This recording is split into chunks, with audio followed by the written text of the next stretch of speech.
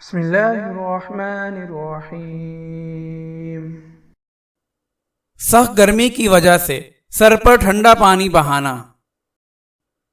ایک صحابی رضی اللہ تعالی عنہ سے مروی ہے کہ میں نے رسول پاک صلی اللہ علیہ وسلم کو دیکھا کہ شدت گرمی کی وجہ سے سر پر پانی روزے کی حالت میں بہا رہے تھے۔ حضرت ابن عمر رضی اللہ تعالی عنہما کے متعلق مروی ہے کہ وہ روزے کی حالت میں شدت گرمی سے کپڑا بھگو کر اپنے اوپر ڈال لیتے۔